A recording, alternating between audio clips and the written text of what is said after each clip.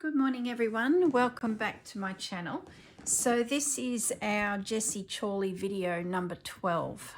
Okay, and this one's going to be a few little random things and a lot of just general stitching. So I decided I'd do the thread that goes through the needle and sort of connects to the dress component. That was yet to be done, and I've been thinking about what I could use, and I decided to use some baker's twine. Now this product comes in numerous colors, could be blue and white, red and white. You could even just use white or a calico muslin color. I just wanted it to be a little bit thicker and to give a little bit more texture, because the needle is so big. It's sort of, if I used anything too fine, it just wouldn't look right. So I've decided to couch some of this into position. So I had to find myself a matching red thread, and I'm also going to go through and use a white thread as well just to secure it down, because what I've done is I didn't stop where Jessie stopped her sketch, which is in amongst these leaves here. I actually kept going a little bit more. So I thought I'll just, before I finish that section, I'm going to, sorry, I just put my needle in my end of my mouth to hold it. I'm going to thread my needle and show you the last few stitches that I did. So I'll bring that up to the camera, and I'm just going to couch down in the red sections using a red thread the last few little the last inch of this baker's twine. So if you wonder what baker's twine is, it's just a food safe cotton twine that they use to either tie plum puddings together, the calico, at Christmas. So you often see it around at Christmas for sale. But they also use it through, what they call it, when they roll a roast. They use twine to stitch the roast together for rolled roasts. So it is around, and you may even pick it up in some, in the food section of the supermarket. Okay, I'm just knotting that off. I did 3 little stitches there just to finish that off. I went, as I said, past Jessie's design, because I thought really loved the look of it. So I wanted to carry on, as they say. So I finished there with Jessie, and then just meandered it down a little bit longer through that doily. To help me out a little bit, I also pinned it all the way. So I'll just remove those. Just helped keep it nice and stable. And if you're looking to sort of create a particular design, like a scroll or something, having the pins in position will ensure that you keep your shape as you come through. Now I've only completed this with the red stitch so far, so I will thread up some white cotton and go back along the whole thing again and secure the white cotton component of the twine. So it's red, white, red, white. So my next white stitch will just slip into all the white sections so that I don't adjust the color scheme of the baker's twine by adding my stitches. It'll all be disguised and hidden. So that's the one little task that I've now completed, but as I said, just yet to go through with the white. Then I've been looking at the wriggly lines underneath the boat. Let me just reposition this a little bit. And I had plans to use some zigzag, is that the right word? Rickrack, that's what it is. I've had this for ages. It was in a throw out pack at a stall at a recycling market, and I've had it kicking around for a little while, and it was never opened. So I've opened it up. So I've got this rickrack from yesteryear. I know you can still buy it. So if you did decide to do what I do here, you should be able to pick it up at most fabric stores, haberdashery supply places. So I had this idea that the wriggly little waves under the little boat were going to be this rickrack, so that it would give the impression of water rippling. So I pinned it all on into position. There's 2 little lines there. There's a third line which was also going to be this, but I found at another thrift store this rickrack, which has got this beautiful red with a cream line through it. So what I've decided to do is use both. Now the plan is to stitch the rickrack down over the little wriggly line that Jessie's drawn, and then the white one I might come back through with a red thread or even a blue thread, because it's technically the ocean, and do some embroidery within it. Now I'm yet to try that theory out. It may or may not work. I know one thing I'll need is a very sharp needle, because we're going through elastic, so it's quite a dense fabric elastic. So when I do stitch this down, that's soon going to tell me if I'm going to come back and embroider. So it could even be some French knots, it could be some little beads, it could be some lazy daisy chain stitch through. I'm just not sure. So, but my first step will be to secure it. So what I've done, I hope you can see this, is I've wound it along Jessie's line and pinned as I went. So there's lots and lots of pins there. I've then added the red one as well into position. I've left a little bit of extra length because I don't want to be stitching along and get to the end and I've come up short. So all of them have just that little bit extra in length to get me where I need to go. So I'm just going to manipulate this around this last bend and pop a couple pins in so that it will stay where I want it, and then all I've got to do is come through and tack it down. So that's now also in position. It's going to give quite a unique wavy line. Just the white is just a little bit lost yet, so I'm still thinking about this. Something else that I had in mind before I even thought of this zigzag or rickrack was using some lace, and I found this little one that's got a real curved, let me just get it a little bit off, a real curved scalloped edge. So I had even thought of winding that through on one of them, or if not both of them. So I'm going to have a little play. I have a little stitch. Maybe this, what do they call it? I keep forgetting the name. I keep thinking zigzag, but it's rickrack. Maybe this rickrack will be a pain to stitch down because it's that elastic. So I might end up coming back and going with the lace idea. So stay tuned. I'm going to have a little play with all this and we'll see what comes of it. And then we'll also see what embroidery I add to it or embellishing to sort of adjust it. Do I do a cross stitch over it? I'm not sure. There's a few ideas floating around in my head. So I'm going to be working on the waves under the boat. We've finished, well, I've finished the thread coming through the needle. Then what I'm going to go on to, which won't be too exciting, I don't think, is this little clock here. So I've got out the yellow that I used on the beak of the swan, and I want to do just satin stitch the little bow in the yellow, and that'll just drift a little bit more of that color up in here. And the clock itself, as far as I'm thinking, it's just going to be embroidered. So it'll be a selection of colors. I'll probably seed stitch the face of it, so that won't be terribly exciting.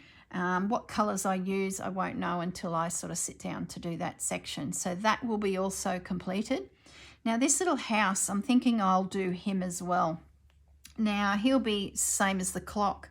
There'll be a little bit of satin stitch around just to highlight maybe the peak of the roof over the door. The chimneys will be satin stitched. I'll select a piece of fabric to do the roof and then just embroider the rest in a series of colours that will sort of pop hopefully off the page.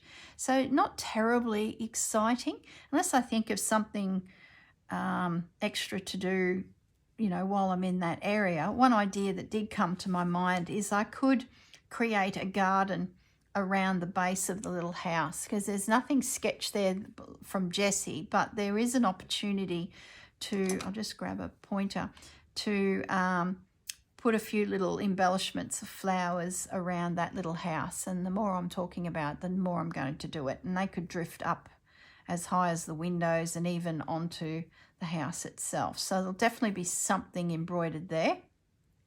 So I'll pretty much finish the video there, and then when I come back I will have completed these few things that I've spoken about. The other thing I thought I'd better mention is using this baker's twine and going through the needle. You have a little look there. See how it stops at the needle, goes through the panel and then comes back up? It gives the impression that that needle is threaded. It was a tough thing to get through, that baker's twine. I had a big needle with a big eye.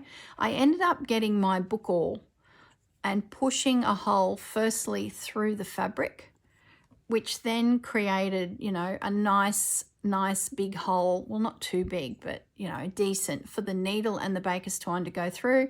Then I did a second hole on the bottom side of that needle, eye of the needle, and then come back up. So if you find that you do use the twine and you cannot get it through the fabric, grab your book awl or just something that's going to poke a hole to allow you to pass through that fabric easily. All right, so we've spoken about the thread, the little house, the clock, the waves under the boat. I think I will do something with this here as well. It's like a little cross. I'm going to say I'm not a lover of it, so I might come up with some element to go over it as well. Don't know, maybe a little heart or something, maybe a flower. I just think it could be something, so stay tuned on that. I'll have a little think about that.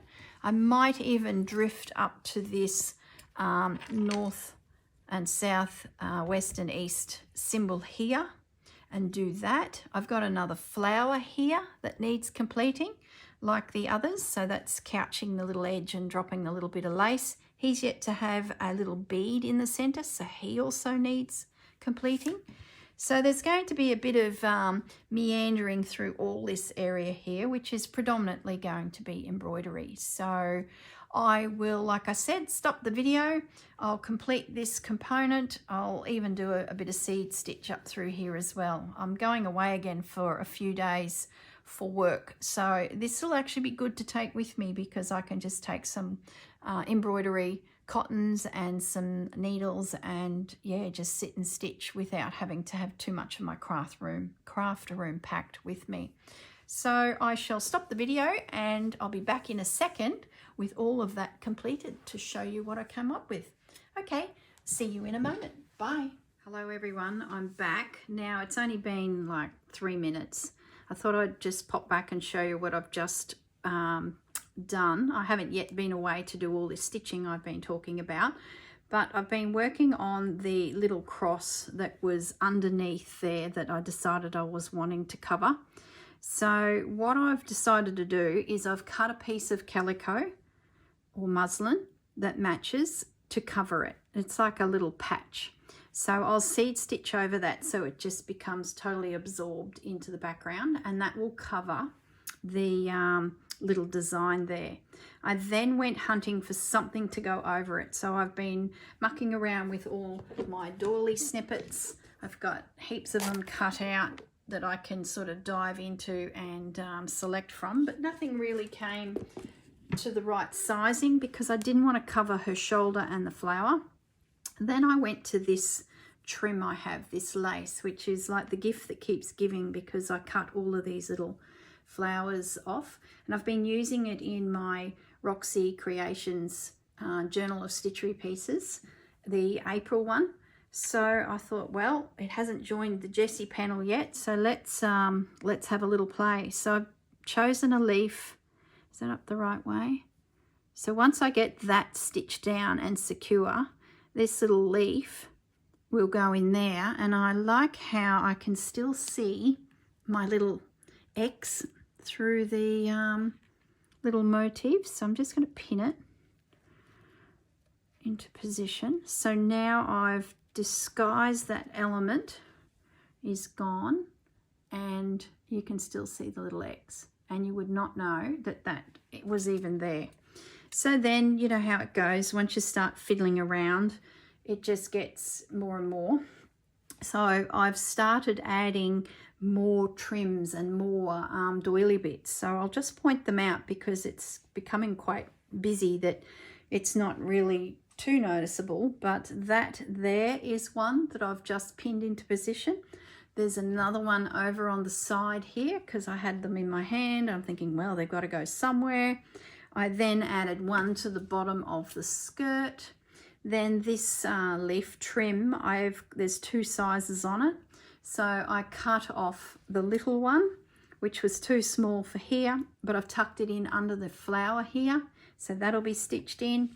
Now I've got the big one, a second one of them, so I've popped it over here on this house, and it's going to start the foundation of the garden that we're going to be doing here. That's a definite now. So as you can see, I've gone through my little bag of centers, and I've just started grabbing them out, and I'm going to just pop them around wherever I think a little doily center could go. If I don't have a lot of space for anything really bigger than that, and these are like I'm sure I've explained this before, when you crochet a tablecloth or a runner, you use these as little connectors between some motifs. So these little centers, I've got a ton of them, and I'm going to now sort of start scattering them around, as well as this lace here. So keep your eyes open for a lace that is very leafy, florally, or just has some little elements that you can cut out of it and add it to the project, as well as some of these bits and pieces. So yeah, as I said, I've just dropped back for a moment just to film that little thought that's happened. It's yeah, really adding now a lot of texture to the piece.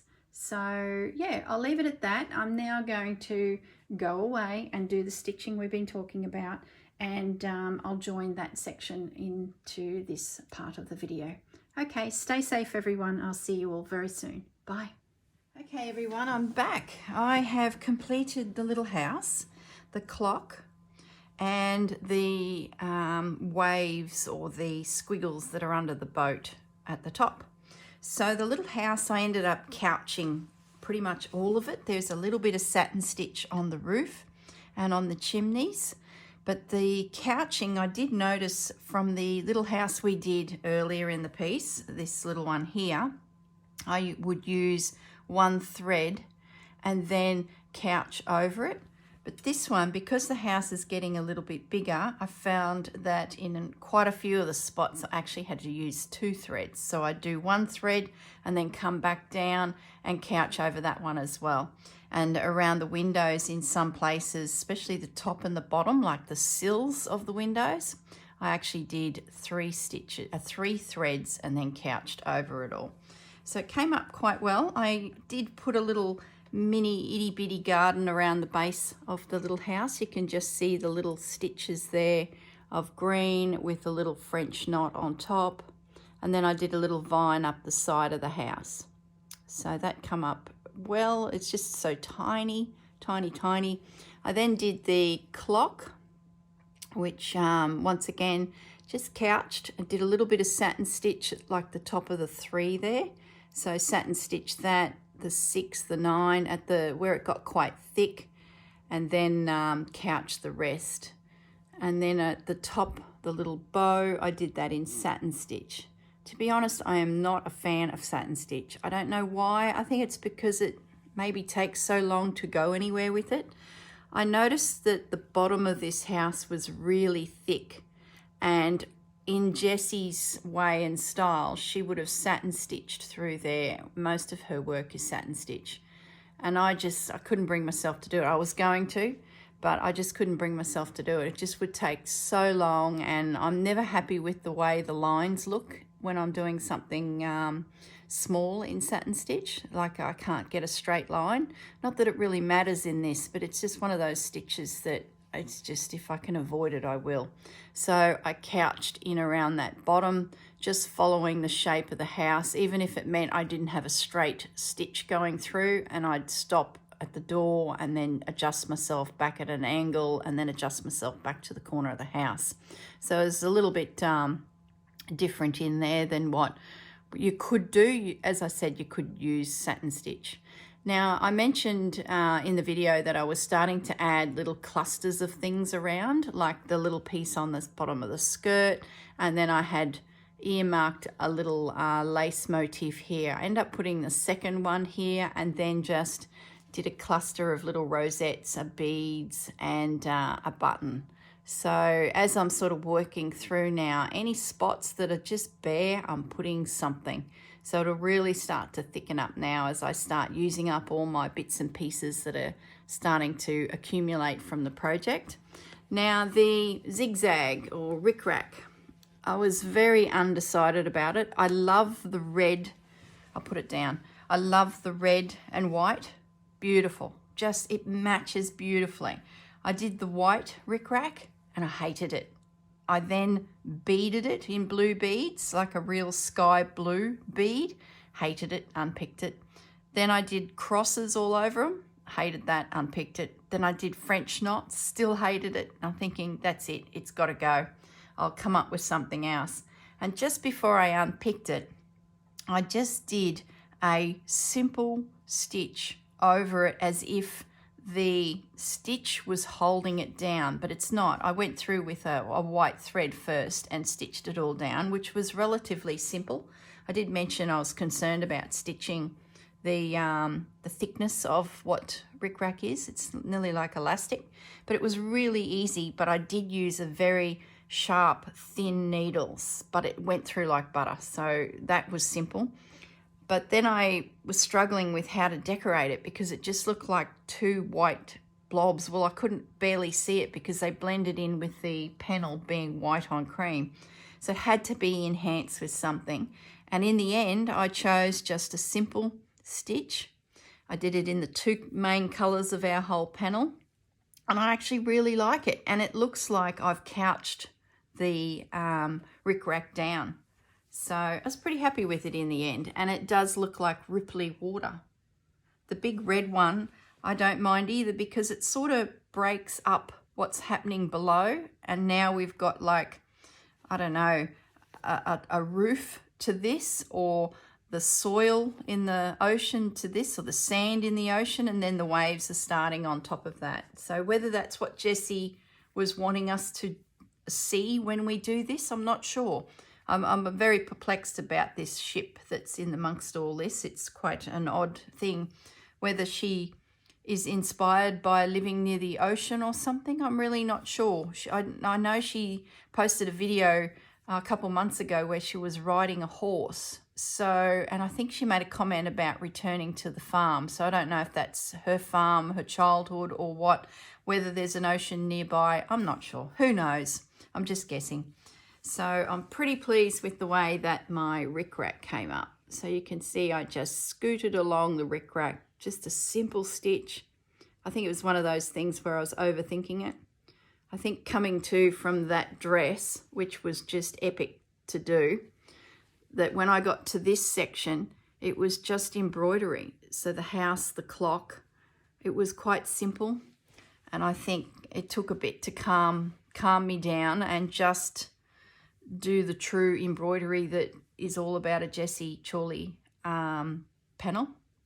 Now the little roof, I should mention, is also fabric. I chose the olive green fabric, and like normal I just laid a piece of baking paper over the shape, drew it with a pencil, cut it out, allowed a little extra on that shape so that it was a little bit bigger, and then laid it on my fabric and cut the fabric out, and then just applied some fabric glue just to hold it into position, and it also helps stop the fraying.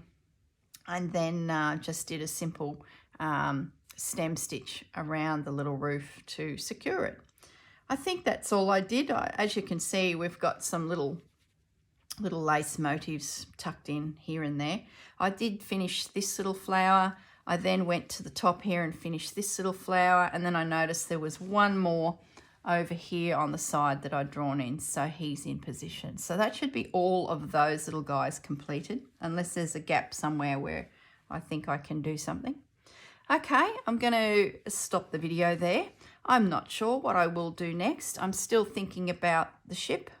Has huge potential. The sun, and of course we've still got a couple houses over the side here as well. Not to mention the seed stitch. Oh my goodness. So I think what I'm going to actually do now is do a heap of seed stitch. Just get it moving up through this area. The house is not too bad. I've sort of got to the roof line over here, but I do have a bit of work coming up through here and around the top. So not sure what the next video will be, but in the meantime, while I think about it, seed stitch. And there's not a lot left to do considering how much we have done. So yeah, seed stitch, more and more and more. Oh, before I go, I just wanted to mention on the little house, remember the swan's eye where we added the tiny little bit of lace that joined together some motifs on the handkerchief? That is being added into the little roof, and also the doorknob with a little bead. So I just felt like it needed some little texture put in there to sort of denote that there was something a bit special going on. It sort of looks like a porthole in the roof and the door and the doorknob.